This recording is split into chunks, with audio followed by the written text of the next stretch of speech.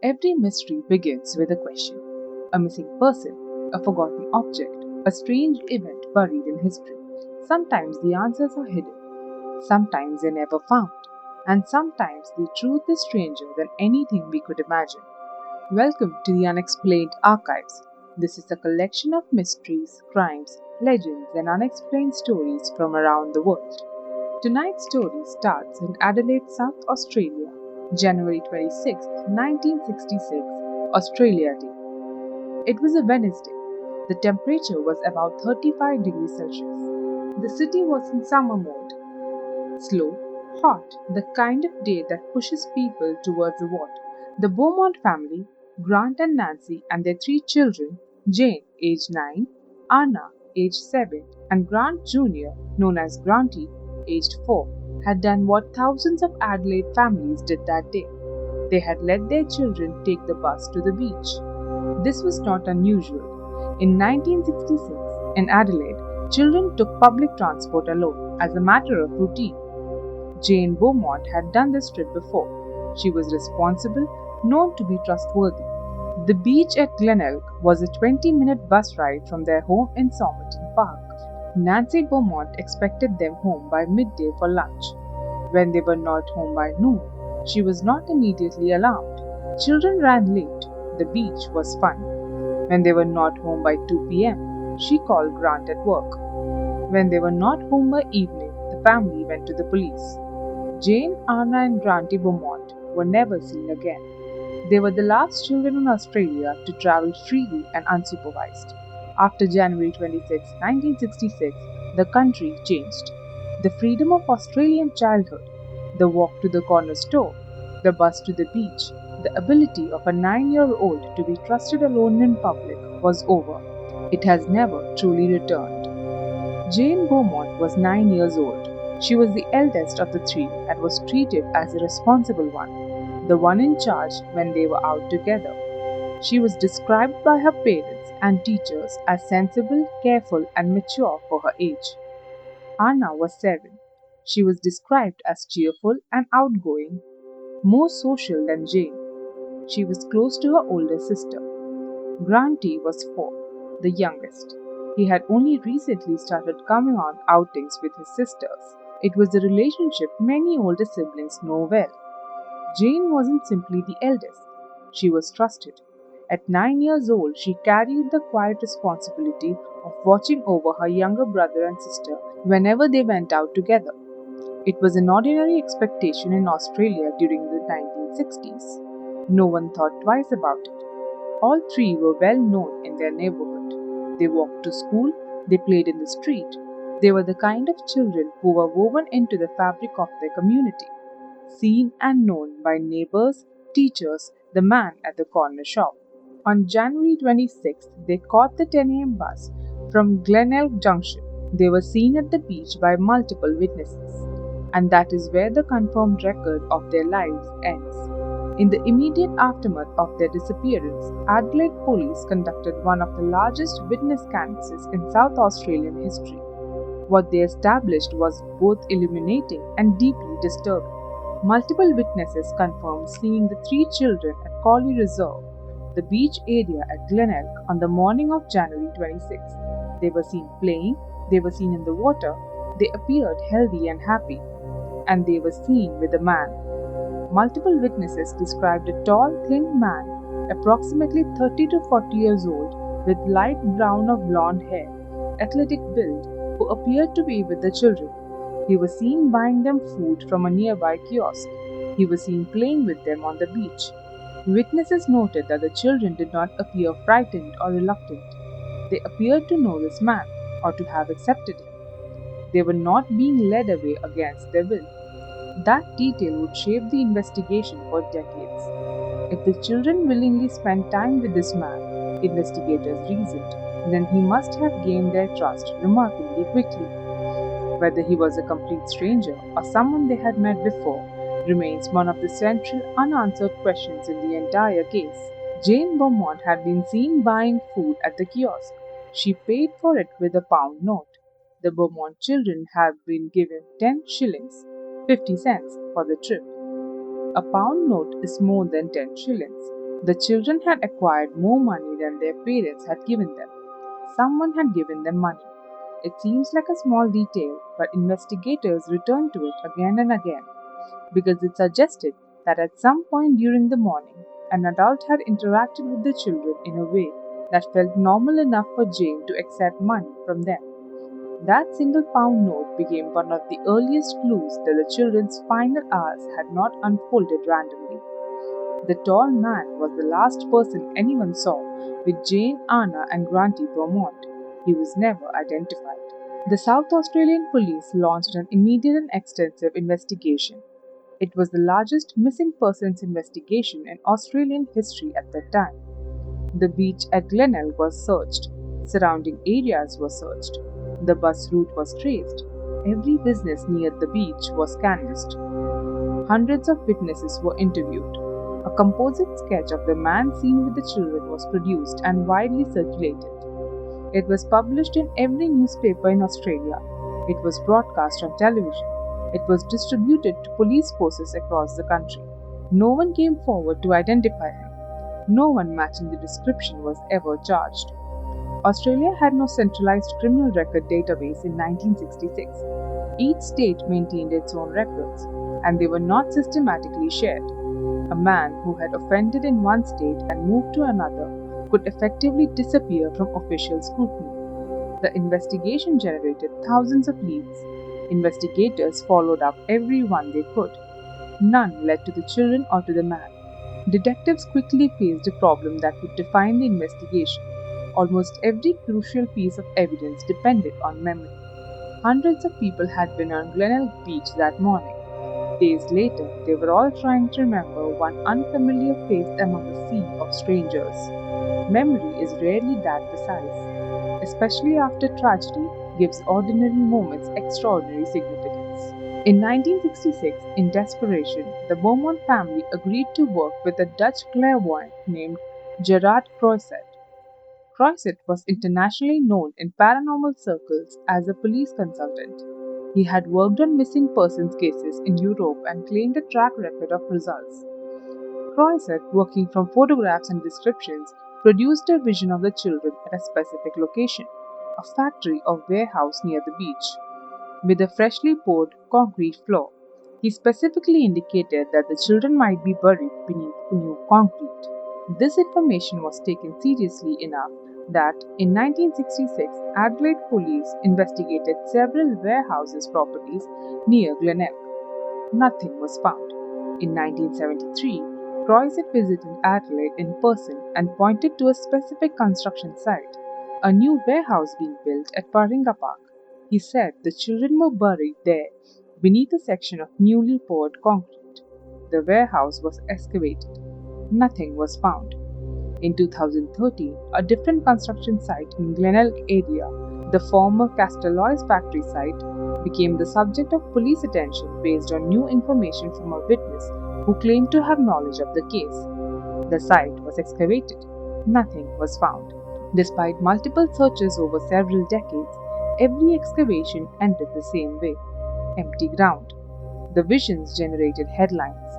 They never generated answers.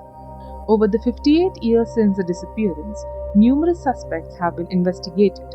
The most prominent is Arthur Stanley Brown. Brown was a Tasmanian man who, in the 1970s, confessed to the murders of two young girls in Queensland, the Judith and Susan Mackay murders in 1970. He was convicted and imprisoned. Investigators examining the Beaumont case noted that Brown had been in Adelaide in January 1966. He broadly matched the physical description given by witnesses, and his pattern of offending, targeting children, operating in public spaces, was consistent with the Beaumont case. Brown was interviewed about the Beaumont case multiple times. He denied involvement. He died in 2002 without confessing.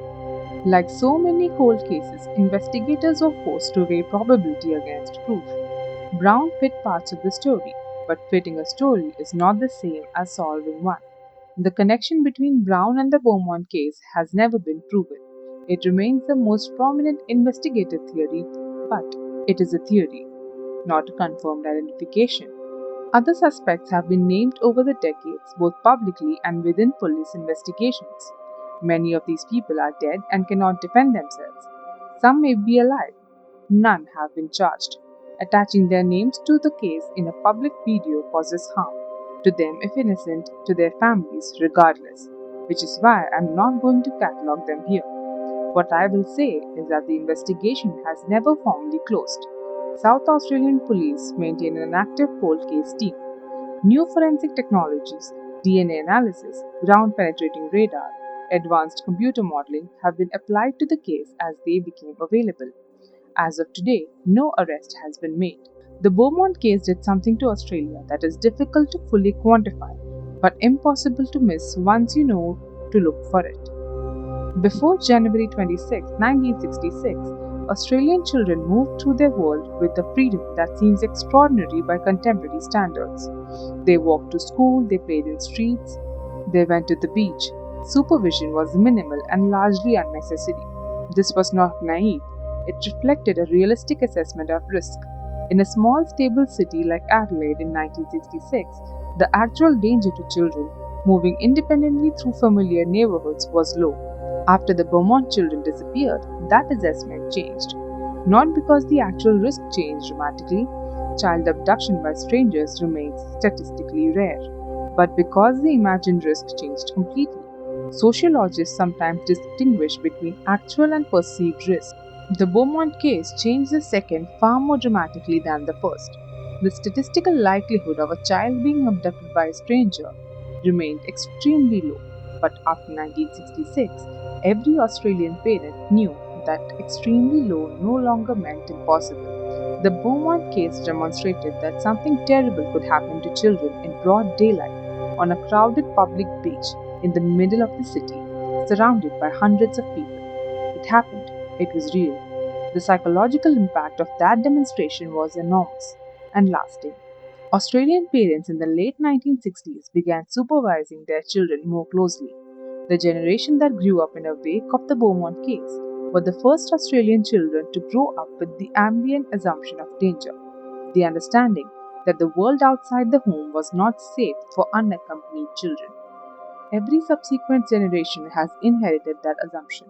It has intensified, not diminished, with time. The Australia of 2026, in which the idea of allowing a 9-year-old to take a bus to the beach alone seems almost incomprehensibly reckless, is the Australia that the Beaumont case made. Grant and Nancy Beaumont never recovered from the disappearance of their children. Grant Beaumont spent years conducting his own investigation, following every lead, attending every possible sighting. He became over time one of the most recognizable faces in Australian media, the father of the missing children, always searching. Nancy Beaumont was more private. She has spoken rarely and with great care about her children and about the case. Both Grant and Nancy have died. They died without knowing what happened to Jane, Anna, and Grant. Their children disappeared on a Wednesday morning in January 1966. They spent the rest of their lives, decades, not knowing where their children were, not knowing whether they suffered, not knowing whether there was something they could have done. This is the true cost of an unsolved case, not the mystery of it, not the cultural impact, but a mother and a father who spent their entire lives carrying a grief that had no resolution, a question that had no answer. The investigation continues. The investigation continues. The grandchildren of Jane, Anna, and Granty, if they have lived to have grandchildren, are adults now. The man who was seen with them on the beach is almost certainly dead, and the 3 children who took the bus to the beach on a hot January morning have never come home. The Beaumont case occupies a specific place in Australian cultural memory that is different from most true crime cases. It is not just a crime. Every country seems to have one case that becomes more than an investigation, a case that marks the end of an era and the beginning of another. For Australia, this was that case. It has been the subject of books, documentaries, podcast series, and repeated newspaper investigations. It has been referenced in fiction, in film, in political debates about child safety. Every few years, a new development, a new witness, a new excavation, a new forensic technique. generates a fresh wave of media coverage and fresh hope for the family. None of it has produced an answer. The case has also generated, over the decades, a particular genre of Australian true crime trauma, the large scale public re examination, with its attendant false leads, media feeding frenzies, and renewed grief for the family. There is a tension in that. Australia wants to solve this case. The wanting is genuine and understandable, but the cycle of hope and disappointment that follows each new lead has consequences for real people, the remaining members of the Beaumont family who must relive their loss every time the case returns to public attention. As of 2026, the disappearance of the Beaumont children remains officially unsolved. South Australian police maintain the case as an active cold case investigation. New forensic techniques have been applied and continue to be applied as they become available. DNA databases have expanded significantly, which in theory makes the identification of persons of interest more feasible if biological evidence can be found. The most honest assessment is this: the primary suspect is almost certainly dead. The crime scene, wherever it was, is 58 years removed from the present. The evidentiary trail has been cold for decades. An arrest at this point is extremely unlikely. That is the cruel arithmetic of cold cases. Every passing year makes new evidence less likely. Witnesses grow older, memories fade, documents disappear. The investigation becomes a race against time long after time has already won. The more realistic hope is for answers, for the discovery of remains that would allow the Beaumont family to know what happened to Jane, Anna, and Grunty and to bury them properly. That is not nothing. For a family that has not known for 58 years, it would be everything. Jane Beaumont would be 67 years old now. Anna would be 65. Grunty would be 62. They would be, in the ordinary course of their lives, middle-aged Australians, maybe in Adelaide, maybe elsewhere, maybe with children and grandchildren of their own. Instead, they are the names on a memorial. They remain frozen in time. Jane is still 9, Anna is still 7, Grunty is still 4, the faces on a poster. The reason Australian parents held their children a little closer in the summer of 1966 and have been holding them closer ever since. The man who took them from that beach took something from all of Australia. He took the ordinary freedom of childhood. He took the ability to watch a 9-year-old get on a bus and feel confident rather than afraid. That's what unsolved disappearances do. They deny people the ordinary passage of life. There are no graduations, no weddings, no grandchildren, only possibility, preserved forever. But before it became a national tragedy, it was simply 3 children going to the beach on a hot summer morning. And perhaps that's why the story still hurts, because it reminds us how quickly an ordinary day can become history. The case is still open. If you have information, any information, the South Australian cold case team is still taking calls. Jane, Anna, Grant Jr. They deserve to be found. And that's where the trail goes cold. Whatever the explanation may be, the questions remain. And as long as they do, the story continues. This channel is going to be home to a lot of stories like this one, unsolved, unexplained, but always rooted in real people. Thank you for listening. Until next time, stay curious.